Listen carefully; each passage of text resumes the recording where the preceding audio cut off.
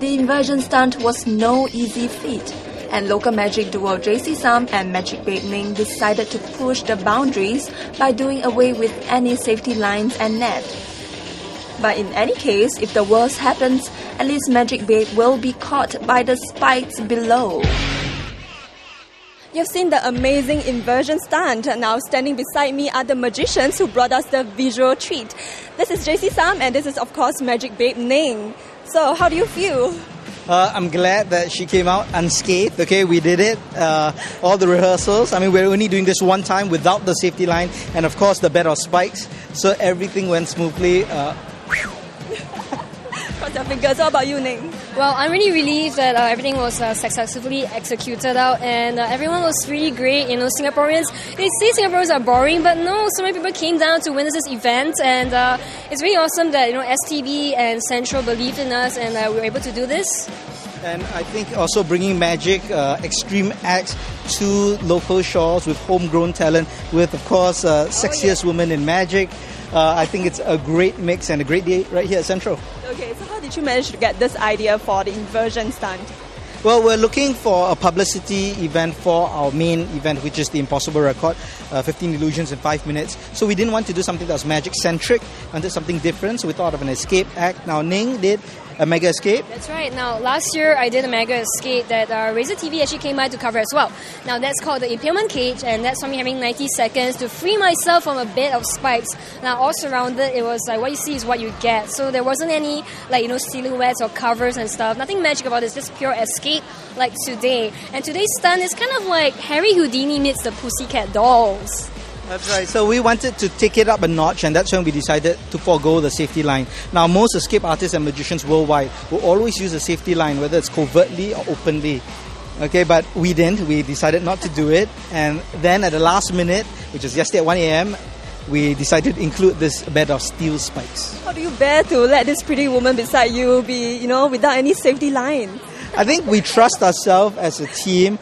Well, I'm the one designing this stuff. As I said, 50-50, I get to strap her up, she does the skip. So it's an equal partnership. Really? Okay, so how did you prep for this whole, you know, stunt? I watched her.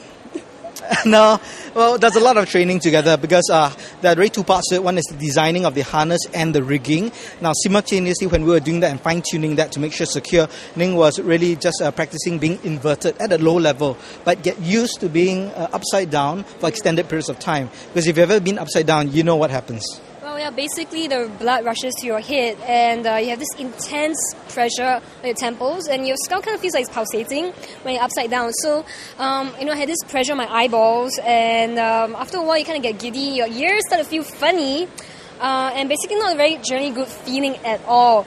So, yoga helped because, you know, it kind of strengthens your core muscles as well. So we did hit the gym a lot. I mean, he was like, you know, always asking me, have you gone to the gym? Have you gone to the gym? And the training was progressive. We had her upside down and she wasn't even escaping yet. Then we had her escape.